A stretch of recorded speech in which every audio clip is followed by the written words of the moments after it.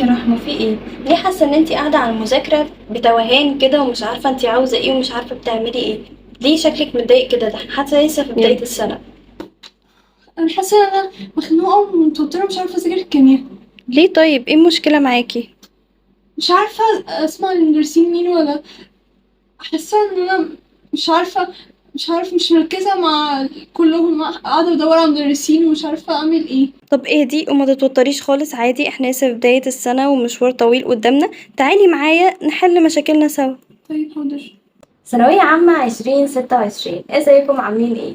طبعا زي ما شفتوا في الفيديو او في بداية الفيديو عن المشكلة اللي بتواجهها رحمة، وعايزانا ان احنا نحلها لها او هنقول مع بعض المشاكل اللي هي بتواجهها بحيث انها بدل ما هتفيد نفسها بس هتفيد غيرها كمان معانا. ازيك يا رحمة؟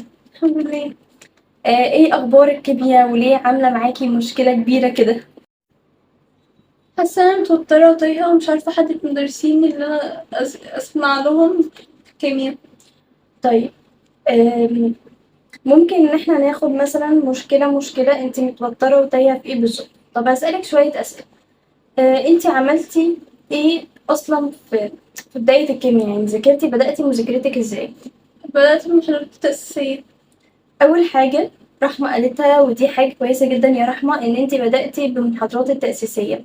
المحاضرات التأسيسية يا جماعة مهمة جدا جدا جدا، لان هي البيزك اللي انت بتبدأ عليه اصلا الكيمياء.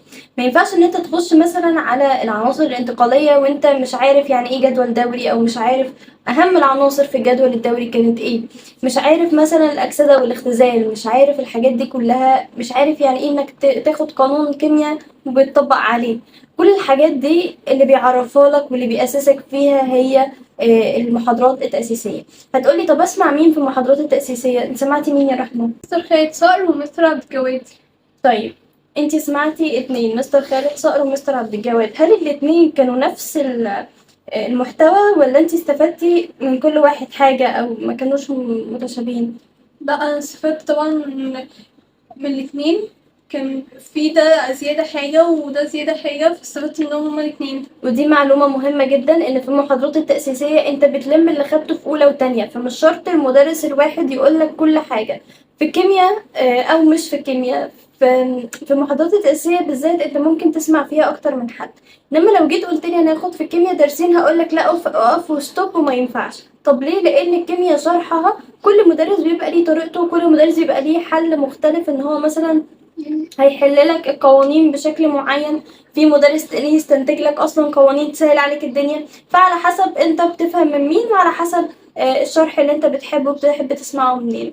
انما في المحاضرات التأسيسية انا بقول لك عايزاك تجمع اللي انت خدته من اولى وتانية، فعادي جدا ان انت تسمع فيه اكتر من حد. مثلا ان انت تسمع اتنين زي مستر عبد الجواد ومستر خالد صقر، اساتذة كبيرة جدا في المادة وعندهم علم كبير، فبالتالي لما تسمعهم انت المستفاد مش حد تاني. طيب يا رحمة، طب بعد ما انتي سمعتي المحاضرات التأسيسية عملتي ايه، او ايه الخطوات اللي مشيتيها بعد كده؟ بدأت في المحاضرة الأولى بمستر عبد الجواد. طيب طبعا انتوا عارفين المحاضرة الأولى اللي هي بداية العناصر الانتقالية، وبيعرفك يعني ايه عناصر انتقالية وكل الكلام ده. بدأتي مع مستر عبد الجواد. طب ايه مشكلتك انتي بدأتي مع مستر عبد الجواد؟ ليه شايفاكي متوترة ومش متظبطة كده؟ في أول محاضرة كنت سامعاها وحسيت إن هي مستر عبد الجواد بيشرحها بكل سهولة، كل حاجة فيها. بس لما جيت أحل لقيت إن لأ، في حاجات كتير أنا مش فاهماها وناقصة. مستر عبد الجواد مش قايلها. يعني انتي خلال الشرح كان الشرح مبسط بالنسبة لك وكان سهل، اه. وكنتي فاهمة كل كلمة بيقولها، اه. بس وانتي بتطبقي حسيتي ان الدنيا ملخبطة شوية. طيب هل مثلا حسيتي انها ملخبطة في 50% من الأسئلة ولا 70% من الأسئلة؟ يعني عدد كبير من الأسئلة كان عدد ولا؟ كبير. تمام. طبعا مستر عبد الجواد مستر كبير جدا في المادة، وأنا شخصيا كنت بفهم منه وبستفاد منه كتير. بس اللي عاوزة أقوله أو اللي استنتجته من رحمة، إن مش شرط مدرس واحد يمشي مع الكل. في ناس مش هتفهم من مستر أنا بفهم منه كويس جدا، في ناس مثلا هتحب إنها تكمل معاه، على حسب كل واحد بيفهم منين، وعلى حسب كل واحد نتيجة شخصيته مثلا بتمشي مع مدرس أنهي. طيب ده كان بالنسبة للمستر أو المدرس اللي ممكن إن أنت تاخد معاه. طيب ايه المشكلة التانية اللي ممكن او النصيحة اللي ممكن اوجهها لك خاصة في الباب الاول كيمياء؟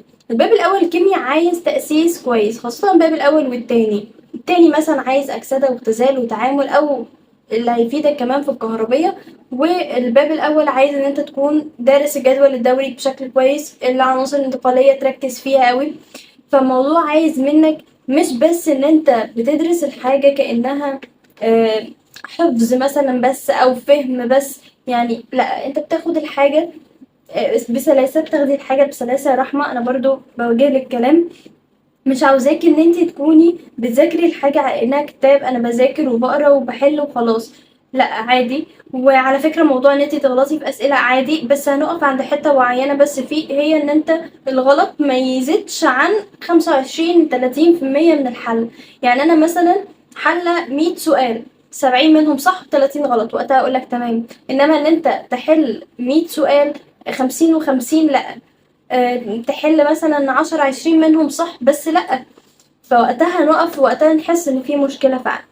انما موضوع ان انتي تكوني بتذاكري او طريقة المذاكرة عاوزة ان انت تفهم، تحفظ. محدش يقول ان هي فهم بس، الكيمياء لأ، الكيمياء حفظ. اي حاجة يا جماعة واي مذاكرة، واللي هفضل اقول لكم في كل الفيديوز اللي بطلع فيها، اي مذاكرة عايزة حفظ.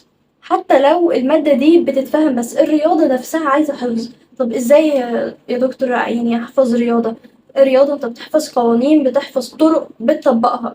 ما ينفعش بتشغل دماغك فيها بس انا عايزة جزء الحفظ. ما ينفعش اقول لك حل الرياضة وانت ما خدتش قانون، ما حفظتهوش. كل الكلام ده، في ناس بتقف في مسألة كبيرة علشان بس قانون واحد هي واقفة فيه، ما بتحلش المسألة. فبالتالي أهم حاجة في مذاكرتك هي الحفظ. طيب يا رحمة، ايه تاني مشكلة كانت بتواجهك او ايه اللي عملتيه بعد كده مثلا بعد ما لقيتي ان انتي مش عارفة تحلي في الكيمياء؟ كنت انا ادور على مدرسين اللي انا اسمعهم يبقوا كويسين، فريتاش شافتني ان انا ادور على مدرسين، فقالت لي على مستر عبد الله الحبشي. سمعت له، لقيته اللي هو شرحه كويس قوي، ولقيت ان هو مبسط كل حاجه. بس كان عندي مشكله في مستر عبد الله الحبشي، ان انا كنت لقيت ان اسئلته سهله جدا. اسئلته حتى مش اللي هي جايه في الكتب، ولا جايه اللي هي مقارنه باسئله الامتحان. فدي كانت المشكله بالنسبه لي. رحمة بتقول حاجة بتأكد على جزء معين، أو أكدت لي أنا على جزء معين، وهو ريتاش اللي هي أختنا دي كانت دفعة 24 ودخلت الحمد لله طب بيطري دلوقتي. كانت بتسمع مدرس طول السنة، يعني مستر عبد الله الحبشي، ريتاش كانت بتسمعه طول السنة في الكيمياء وكانت ماشية معاه كويس جدا. دلوقتي رحمة برضو لما سمعتيه حسيتي ان الاسئلة مش نفس مستوى الامتحان، فبرضو ده بيأكد جزء ان انا بقول لكم كل واحد بيختلف عن التاني في طريقة تفكيره، في طريقة حله، في طريقة بحثه عن المعلومة. كل ده بيختلف. فعادي جدا ان انتوا تكونوا مشوشين في مدرسين. في مدرسين انت بتشوف مثلا المدرسين اللي بيطلعوا يقولوا انا الاول من عندي، انا التاني من عندي، انا التالت من... طيب في مدرسين ما بتبقاش معروفين، بنكتشفهم بعد كده ان طالع من عندهم اوائل جمهورية، صح؟ طيب الموضوع ده هل هو علشان المدرس بس؟ جماعة المدرس ايا كان المدرس انت بتاخد معاه، لو مدرس متفوق ويعني تفكيره 1000000%، ودماغه شاطرة جدا، الفكرة عليك انت. في مدرسين عباقرة وممكن واحد يجيب من عندهم يعيد السنة مثلا عادي جدا. الفكرة مش في مدرس، الفكرة في اجتهادك الشخصي انت. مدرس عليه من 20-30% بس من مجهود ان هو بيقدم لك المعلومة، انما انت اللي عليك ان انت تذاكر المعلومة، تحفظ المعلومة، تحل على المعلومة، وكمان تبحث لو في حاجة مش حاجة واقفة معاك او حاجة انت مش قادر توصل لها. طيب بعد كده يا رحمة عملتي ايه؟ بعد كده سمعت دور، فلقيت مستر خالد صقر.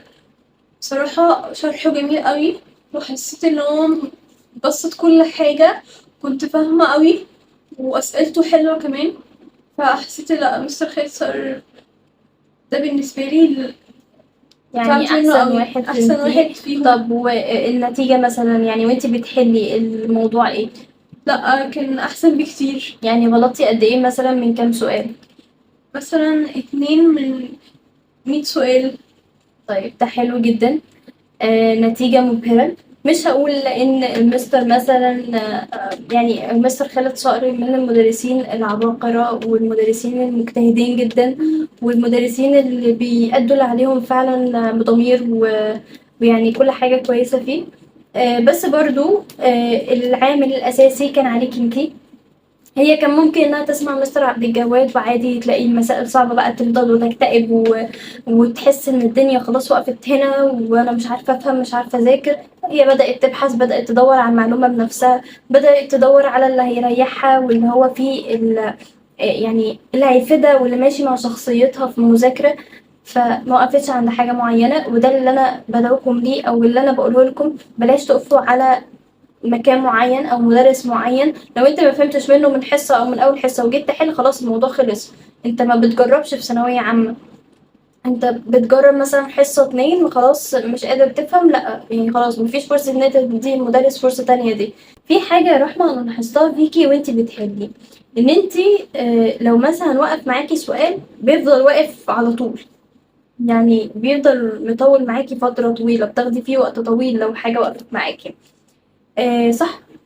اه قبل ما اقول بس يعني دي حاجة أنا لاحظتها في رحمة وهي بتحل إنها بتاخد في السؤال لو وقف معاها وقت طويل عادي بتفضل متبتة فيه. لأ أنا مش عايزاكي تعملي كده. وبقول المعلومة دي هنا بالذات أو قدامهم بالذات علشان أفيدك بيها وأفيدهم لأني لاحظتها وما اتكلمتش عليها. لما انتي تيجي تحلي يا رحمة بلاش ان انتي لو وقف معاكي سؤال تقفي. اصل الامتحان هو 3 ساعات. ال3 ساعات دول لما تقف في سؤال نص ساعة مثلا أو ممكن تزود عن كده الموضوع يعني هيفتح معاك قوي. فبلاش الوقت من دهب زي ما بيقولوا. وقت الامتحان ده مش هيتعوض. فحاول ان انت تسرع نفسك في الحل. طب ازاي هسرع نفسي في الحل؟ وقفت معاك سؤال سيبه للاخر خالص بعد ما تخلص اسئلتك وتشطبها وتمام. اقعد وفكر فيه بالراحة وغالبا واللي هم 90% من الناس واللي انا كنت منهم ولحد دلوقتي على فكرة منهم ان انا لما بسيب السؤال واحدة وارجع له بحس ان انا ايه التفاهة دي انا ازاي كنت واقف في سؤال زي ده.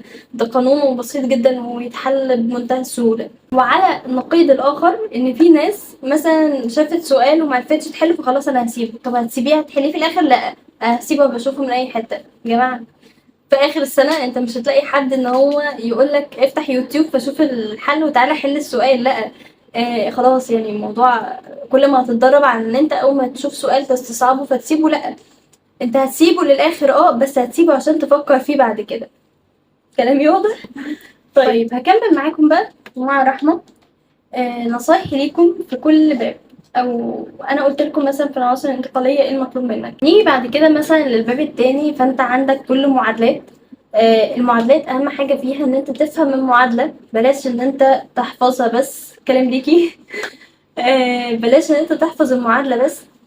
لأ أنت بتفهمها بتفهم جات إزاي وبتفهم كمان الموازنة بتاعة المعادلة. حاول إن أنت تفهم إزاي التجربة جات مثلا. تشوف مثلا مدرس وهو بيعمل التجارب بالألوان بالأشكال دي حاجات هتثبت عندك جدا. الحفظ بتاع الكيمياء إن أنت شفته بيتعمل إزاي شفت غاز مثلا بيطلع كذا فهتسأل ده اسمه إيه. فالموضوع بيبقى أحسن وأبسط وأجمل بكتير من إن أنت تفضل تمسك الكتاب وتكتب المعادلة واحفظ أحفظ أحفظ. مفيش الكلام ده مش موجود. افهم المعادلة علشان تعرف إن أنت تحفظها. نيجي مثلا للباب التالت يا رحمة. الباب التالت أهم حاجة فيه هو إن أنت تحفظي القوانين كويس. وعشان أنا طبعا عارفة إن رحمة أختي ما بتحفظش حاجة هي أهم حاجة عندها الفهم والحفظ مع السلامة. بس الموضوع ده مش هينفع في ثانوية عامة يا أستاذة. طيب فأهم حاجة إن أنت تحفظ القوانين كويس علشان تقدر إن أنت تطبق بيها. الباب الرابع بقى وبتاع الكهربية بدايته كانت صعبة أو بتحس إن هو مكلكع صعب شوية. وبصراحة بعد إذنك يا رحمة هي قالت إن في حاجات ما فهمتهاش مستر عبد الجواد إن هو كلكع الدنيا شوية. فأنا بقول لكم متسمعوش كلام رحمة المرة دي. اسمعوا مستر عبد الجواد في الباب الرابع وفي العضوية حرفيا هيفرق معاكم جدا جدا جدا.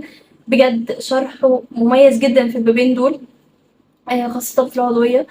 في الباب الرابع برضه بيفنن فيه بجد، وكان بيقول لنا مثلا كلمات مفتاحية وحاجات ان احنا نفتكر بيها كل خلية. طبعا انتي لسه مخدتيش الحاجات دي. لا عشان كان بيقول في المحاضرة الأولى كلمات يعني مثلا نعلم بيها الأسئلة. فعلا هو بيشتغل في الموضوع ده حلو قوي. الباب الرابع عايز الموضوع ده، فمتسمعوش كلام رحمة في الباب الرابع. بس في العضوية والباب الرابع اسمعوا مستر عبد الجواد، بجد هيفيدكم قوي. نيجي بقى للعضوية ازاي تذاكر. العضوية هي عايزة ترابط، هي حرفيا كل درس فيها مرتبط بالدرس اللي بعده. فأهم حاجة في العضوية هي ان انت بعد كل درس، طبعا انت محتاج ان انت يعني مثلا هتاخد النهارده حصة عضوية، ما تسيبش يعني انت هتفهم الحصة وهتحل عليها وكل حاجة النهارده، ما تسيبهاش طول الاسبوع وتقولي انا هذاكرها بعد الاسبوع الجاي. لا، انت على مدار الاسبوع حرفيا كل يومين انت بتفتح العضوية بتراجع اللي فات. يعني ايا كان انت واخد درس درسين ان شاء الله 10، بتفتح العضوية بتراجع اللي فات. انت حتى لو هتقسمهم على ايام ما فيهاش اي مشكلة. انما ان انت تسيب العضوية من اسبوع لاسبوع وتركنها، لا، مش هتنفع خالص في العضوية. عايزة ترابط، عايزة ان انت تكررها كتير لانها اصلا في اخر السنة فانت ما بتراجعش عليها كتير، عايزة ان انت تبقى متدرب عليها كتير. طيب، ورحمة معايا كده هنقول لكم افضل المدرسين اللي انت تسمعهم في الكيمياء. مستر عبد الجواد طبعا، مستر خالد صقر طبعا برضو، مستر عبد الله الحبشي. افضل 3 مدرسين تعتمد عليهم في الكيمياء هما ال3 دول. على حسب بقى كل شخصية هتختلف مع مين فيهم. انت هتشوف ايه المدرس اللي هيريحك وهتسمع معاه. وزي ما قلت لك في برضو مدرسين بره احنا ما نعرفهمش ومش مشهورين خالص، بيطلع من عندهم اوائل الجمهورية، فالفكرة برضو عليك انت. طيب، نيجي لتاني حاجة، موضوع الكتب.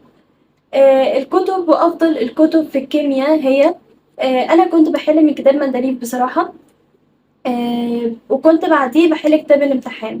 بس انا اكتشفت النهارده او اكتشفت خلال ما رحمه بذاكر كيمياء لحد دلوقتي تقريبا ذاكرت محاضرتين او حصتين غير التأسيس، بجد اكتشفت كتاب التفوق اهو. هو بصراحة أفضل كتاب السنة دي في حل الكيمياء، وأسئلته في منتهى الروعة. السنة دي والسنة اللي فاتت برضه كنت بشوفه. فعلا فعلا الكتاب تحفة. في أسئلة، وهحط لكم نظام الأسئلة بيدربك على أسئلة الامتحان من أول سؤال في الدرس ومن أول درس ومن أول صفحة. بجد الكتاب رائع جدا. يعني أنا ما تخيلتش، أنا ما استخدمتش كتاب التفوق بصراحة سنة 23 أو أنا دفعة 23. بس بجد هما عاملين حاجات شغل يا ريت كان عندي في السنة بتاعتي. بجد كنت هتدرب من بداية السنة بشكل كويس جدا. وانتي يا رحمة أكيد لاحظتي ده في الكتاب في طبعا. أفكار كتير، كل أسئلته اللي هي شايفاها إن هي أسئلة امتحانات. بالظبط، يعني هي فعلا أسئلة امتحانات. فيا جماعة، أفضل نصيحة هقولها لكم في الكيمياء بجد هي كتاب التفوق. حرفيا الكتاب يعني ممتاز من أوله لآخره. وزي ما قلت لكم برضو أنا كنت بحل كتاب المندليف وكتاب الامتحان، ودول الحاجات اللي أنا كنت بستخدمهم والكتب اللي أنا كنت بستخدمهم. أتمنى يا رحمة نكون وصلنا للجزء ده وانتي مشاكلك كلها اتحلت وما عندكيش أي مشاكل في الكيمياء بعد كده. إن شاء الله يعني بعد كده مش هيبقى فيه مشاكل في الكيمياء بسبب نصايحي الجميلة دي. طيب انتي بقى يا رحمة نفسك توصلي لإيه بعد ثانوية عامة؟ إن شاء الله مع الجمهورية. يا رب تبقي الأولى على الجمهورية، والسنة الجاية هعمل لقاء معاكي إن شاء الله وانتي الأولى على الجمهورية. ومش بس تبقي أختي وباخد منك مشاكل بنحاول إن احنا نفيد بيها غيرنا، ولكن انتي فعلا الأولى على الجمهورية. بالتوفيق ليكم كلكم يا رب. لو عندكم أي مشكلة اكتبوا لنا تحت في الكومنت أو اكتبوا لنا على جروب التليجرام أو خليكم أقرب لينا واعملوا فولو الانستجرام، هتلاقوا اللينك بتاعه في الديسكريبشن بوكس. لو عندكم بقى أي مشاكل سواء نفسية سواء دراسية أي حاجة اكتبوا. أكتر حرفيا ثانوية عامة كلها مشاكل نفسية أكتر ما هي دراسية. المهم ربنا يوفقكم جميعا يا رب ويوفقك يا رحمة واشوفك الأولى على الجمهورية إن شاء الله. Thank you for watching.